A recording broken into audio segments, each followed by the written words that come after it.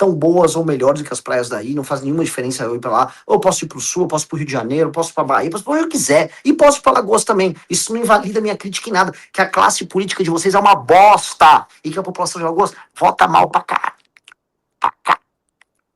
Vota mal demais. Vota e reelege, e faz torna parte vamos dizer, de um trabalho que eu venho fazendo de me tornar não apenas conhecido, mas de falar sobre propostas nos diferentes estados da federação, tá? E eu tô fazendo isso de uma maneira muito honesta, né? Então, quando eu gravo um vídeo sobre Maranhão, eu não sou condescendente com o Maranhão. Eu falo de maneira clara dos problemas do Maranhão. Mesma coisa com Alagoas, mesma coisa com o Acre, mesma coisa com o Pará, e mesma coisa com Pernambuco, já saiu vídeo sobre Pernambuco, já fiz vídeo também sobre Amapá. Eu vou falar de todos os estados problemáticos da federação, e as respostas das elites políticas locais. A resposta por parte da não só da classe política, mas da imprensa comprada, é aquela que eu imaginava, tá? Eles vêm me xingar, eles vêm falar que eu não tenho direito de opinar sobre o estado deles, e eles tentam mobilizar aquele sentimento, uma espécie de chauvinismo derrotista que você tem lá da população local, do tipo, eu ouvi isso da galera de Alagoas. Esse cara fala isso, mas, né, com certeza adoraria vir passar as férias nas nossas praias maravilhosas. Primeiro, que coisa deprimente, né? Assim, você achar que uma opinião crítica sobre a classe política corrupta do teu estado, ela tem que ser minorada pelo fato de eu, eventualmente, porque não é o caso, gostar de passar férias nas praias de Alagoas. Que merda, é isso que vocês têm? Umas praias? Então a crítica de uma pessoa se torna inválida porque vocês têm praias bonitas. Primeiro ponto, eu tô cagando pras praias de Alagoas. Na verdade, eu tô cagando pra praias em geral. Não sou uma pessoa muito praiana, nada contra. Mas, dois, se eu quiser ir pra praia, eu tenho praia aqui no litoral de São Paulo. Praias do litoral norte de São Paulo são tão boas ou melhores do que as praias daí, não faz nenhuma diferença eu ir pra lá. Ou eu posso ir pro sul, eu posso ir pro Rio de Janeiro, eu posso ir pra Bahia, posso ir pra onde eu quiser. E posso ir pra Lagoas também. Isso não invalida minha crítica em nada. Que a classe política de vocês é uma bosta. E que a população de Lagoas vota mal pra cá. Vota mal demais. Vota e reelege e torna a reeleger. Aí não é culpa minha. Não é culpa minha que vocês têm tara em eleger retardado e ladrão no Maranhão, nas Alagoas, não só Alagoas, em todos esses lugares, né? Só que, o que tá rolando, né? O que acontece? A imprensa comprada desses estados, ela tá reagindo, né? Então eu tô tendo muitos ataques vindo dessas mídias locais e eu quero que eles continuem atacando. Eu acho que a gente precisa começar a suscitar, faltando um ano para as eleições, uma discussão sobre as elites políticas locais. E as pessoas no Nordeste não fazem reflexão sobre suas elites políticas. Não existe nenhuma reflexão. Tá?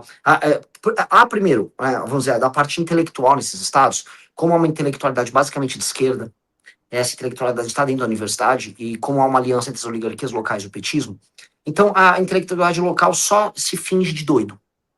Eles fingem demência. Então essa é uma estratégia bem óbvia. A segunda coisa é que o jornalismo local ele é complacente, porque os veículos de imprensa no Nordeste são praticamente todos comprados, e mesmo as redes distribuidoras da Globo, SBT, etc. Então tá todo mundo no bolso dos políticos locais, então os oligarquias locais são donas da imprensa. E aí mesmo quando você tem uma espécie de mídias independentes, páginas e sites de Instagram e tal, alguns independentes, muitos já se vendem, porque sabem que isso se torna um negócio. Então, cara, é todo um aparato, é toda uma indústria de mídia construída para validar a existência de uma elite política completamente parasitária. E aí eu venho falando nos vídeos uma coisa que precisa ser repetida, então quem é do Nordeste aí, né, espero que concorde com o que eu vou falar aqui, né? Seria uma boa se fosse assim, ó, vocês gostam de ser roubados, vocês querem ser enganados, a sua imprensa não vale nada, a sua intelectualidade não vale nada, a sua elite é uma bosta, e tá tudo bem. E aí vocês são roubados, e vocês continuam roubados, porque são, né, vocês não podem reclamar muito e assim, não quero ser grosseiro, mas é verdade. Se você vota nesses políticos repetidamente, você não pode reclamar muito de que você é roubado, tá? Mas o problema é que o dinheiro roubado nem é de vocês. O dinheiro público que é roubado pela elite política desses municípios, desses estados do Nordeste, ele é basicamente oriundo dos outros estados da federação, dos estados mais produtivos. E isso se torna ainda mais óbvio em estados altamente improdutivos, como é o caso do Maranhão, como é o caso das Alagoas, como é o caso do Piauí, como é o caso do Amapá, como é o caso do Acre.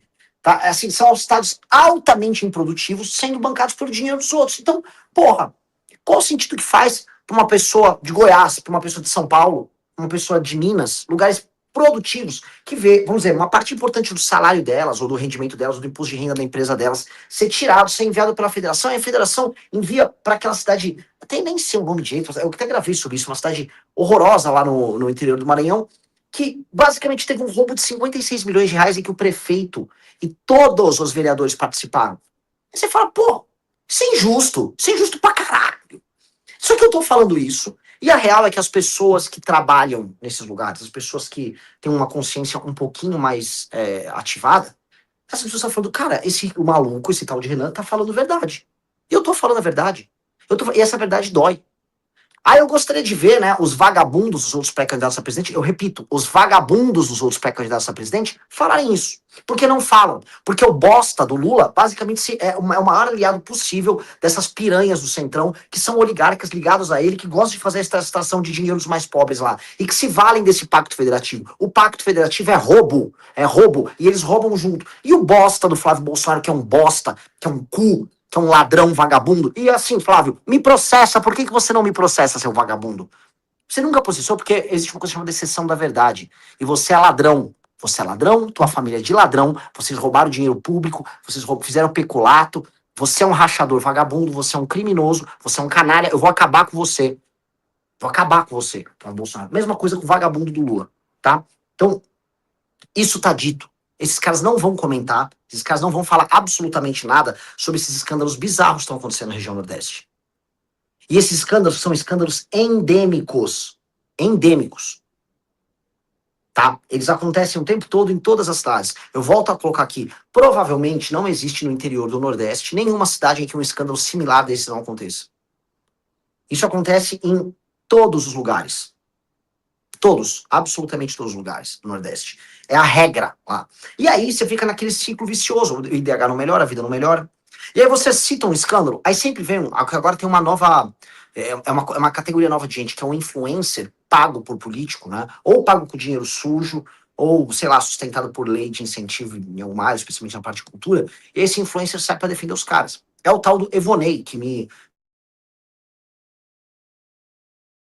é um coitado, né? Assim, é um sujeito que assim, nem vale muito a briga, né? Com esse tal de Evonei. E ele tava ali tentando me atacar, ele tava, vamos dizer, nessa disposição aí, porque, né, provavelmente mandaram ele fazer isso. O Evonei, só para vocês entenderem, ele foi pego, ele é um vendedor de rifa falsa, vendedor dessas coisas tipo tigrinho e tal. Ele faz a rifa e não entrega o resultado da rifa. Ele andava para lá e para cá com dinheiro roubado, aquele caixa 2 de campanha do próprio irmão dele, que foi candidato a prefeito. Tem uma outra, que é a tal da rapariga, né? A mulher que casou com um prefeito de uma cidade de merda lá do Maranhão, acho que é Arari, uma coisa assim, lá do Maranhão.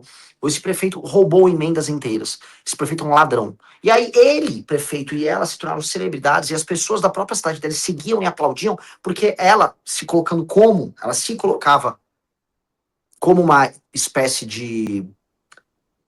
O pessoal voltou aí à internet, né? Que eu moro nessa bosta que é chamada São Paulo, essa cidade de merda, esse inferno na terra chamado São Paulo. E aí, assim, no meio de uma sexta-feira à tarde, né? Em que as pessoas trabalham, o que, que mais podia acontecer? Ah, vamos acabar com a luz, né? Eu vi que a luz começou a falhar aqui atrás nesse abajur. Eu falei, vai acabar a luz e acabou. Olha que legal, né? Ô, São Paulo, terra locomotiva, essa bosta aqui. Enfim, tá?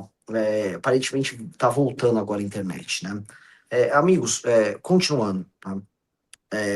Então, tava comentando do Evonei, e depois do Evonei também tem que comentar sobre essa rapariga, né? Eu não sei o nome dela, ela se define como uma rapariga. Eu tô colocando isso porque ela se define dessa maneira. Não sou eu que tô adjetivando, ela própria se adjetivou. E aí ela também me atacou, pegou o áudio do Arthur, e ela disse que o áudio do Arthur, na prática, era um indicativo de que eu não tenho caráter, né? E de que, portanto, eu não tenho condição de falar sobre o desvio de dinheiro público multimilionário do marido dela e do fato dela ficar ostentando dinheiro nas redes sociais, dinheiro esse roubado, tá? E novamente isso dividiu as atenções. Eu vi muitos comentários nos posts, tá? Que eu achei isso não porque isso me ofendia, mas porque isso era um exercício meio que sociológico, né? Real. Assim. Pera, deixa eu voltar a botar. Minha imagem tá uma merda, mas vou botar aqui de novo no Wi-Fi, né? Deve melhorar. Vamos lá. Vamos ver se melhorou.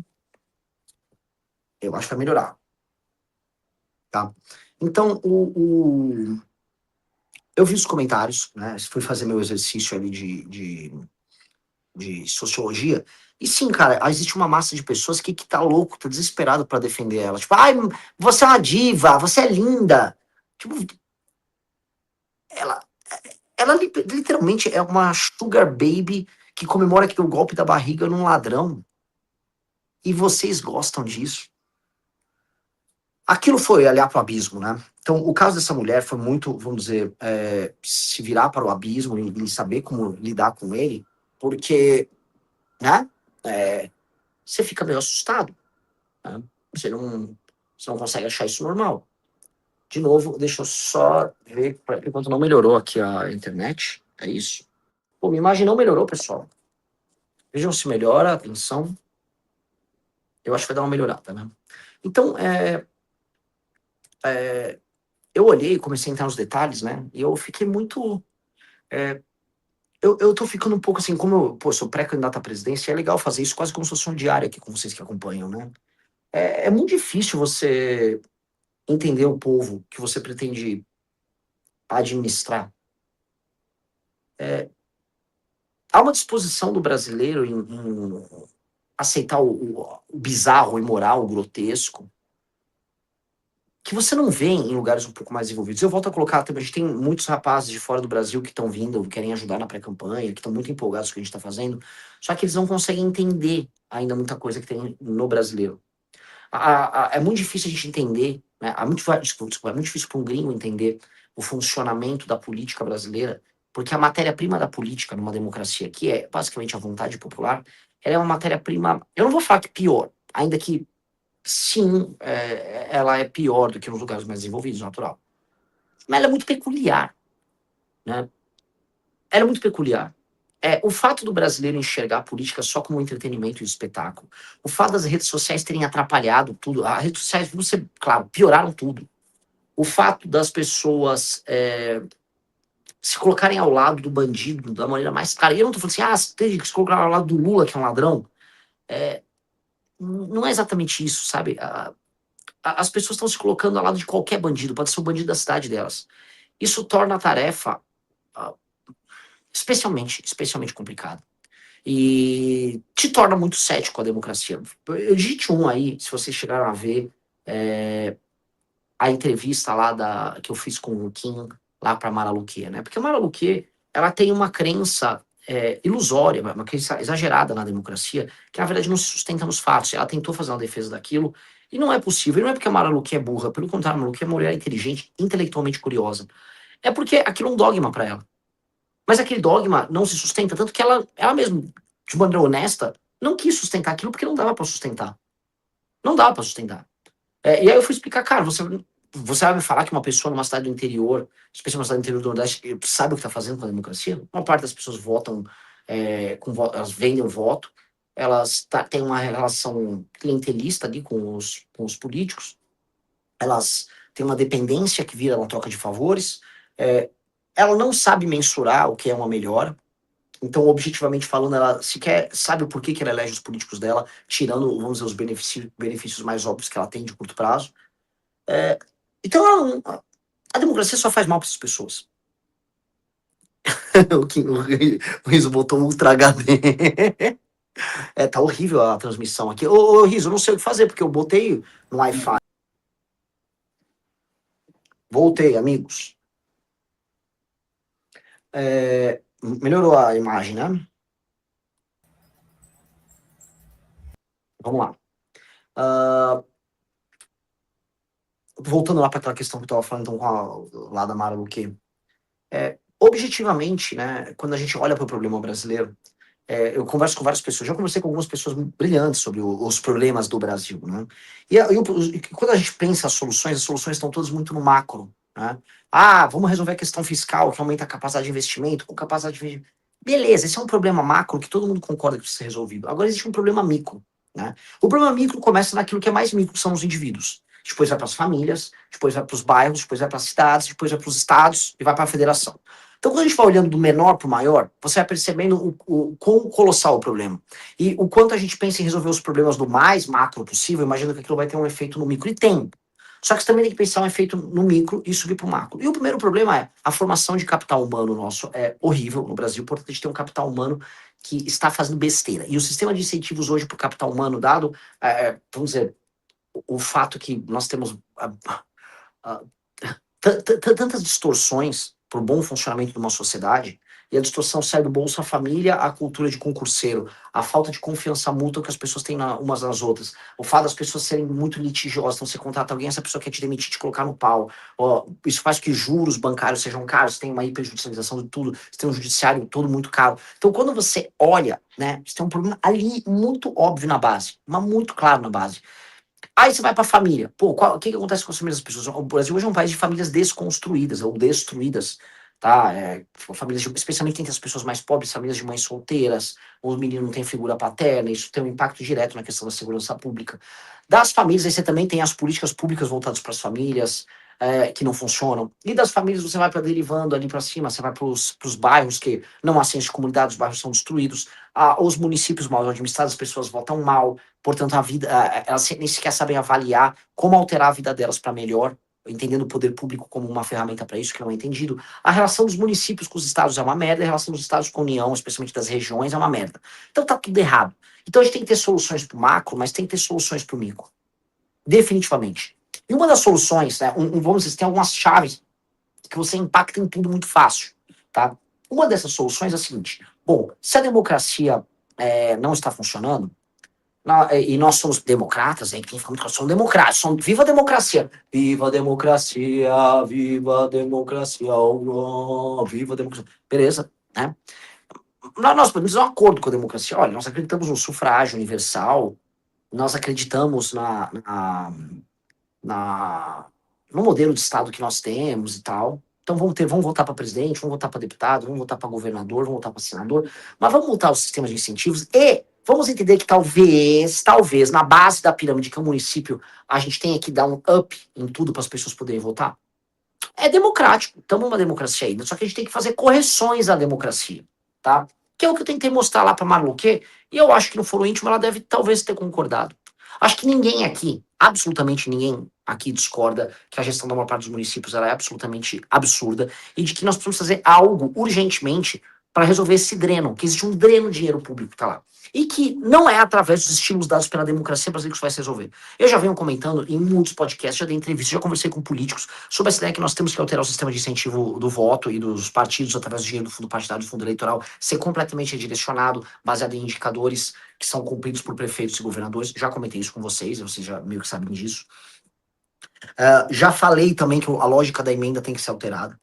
Tá? Então, um município, para se qualificar para receber emenda, ele tem que estar trabalhando direito. Um prefeito não pode fazer tudo errado e ir lá e receber emenda. Ele não pode. E mais, essa emenda e o dinheiro público não pode ser gastos com coisas que não são prioritárias. E aí entra aquela coisa: um prefeito não pode fazer show na cidade dele se o município dele não estiver batendo as metas. Ou seja, você não investiu em saneamento, você não investiu em educação, você não investiu em segurança. Aí você quer botar a merda de um show do Wesley Safadão, do Natanzinho, e a gente tem que pagar por isso? Não, vai se fuder, prefeito. Vai tomar no seu cu. A real é essa. Vai pro inferno. E a gente não tem que aceitar isso. Quem paga a banda escolhe a música. Então você que pertence, você que é trabalhador, você que tem no seu contra-cheque, ou se você é empresário também, o seu dinheiro vai para sustentar o governo, definitivamente tem que ser do seu jeito. Não tá dando, não tá dando. O modelo de, não, a democracia é muito legal, porque todo mundo é um voto, tudo bem, mas assim, o voto de quem tá pagando a conta, conta mais. Isso é em qualquer outra coisa, além do modelo democrático e sufragista que nós temos aí, né, de voto universal. Porque, cara, no fim do dia, a prefeitura lá que teve esse roubo multimilionário agora nos últimos dias, que foi descoberto, saiu na televisão, e a prefeitura de uma cidade que tem um IDH alto, elas têm modelos de gestão completamente diferentes, elas têm arranjos sociais completamente diferentes, e um arranjo é melhor do que o outro. Só que o relativismo e certo, vamos dizer, chauvinismo, que é misturado com uma sensação de inferioridade que muitos lugares mais pobres têm, do tipo, oh, não fala do meu Sergipe, hein? Não fala do meu Sergipe maravilhoso. Ele impede as pessoas de verem o óbvio, e o óbvio é o óbvio. E aí, essa pessoa com esse chauvinismo, que no fundo é um sentimento de. um ressentimento, né? É um sentimento de inferioridade que essa pessoa tem. Ela impede aquele lugar que ela mora de melhorar e ela atua, voluntária ou involuntariamente, pelo sustento e pela manutenção de uma classe política corrupta e parasitária. Pô, a gente sabe que é assim. A gente sabe que é assim. Galera, estamos com 6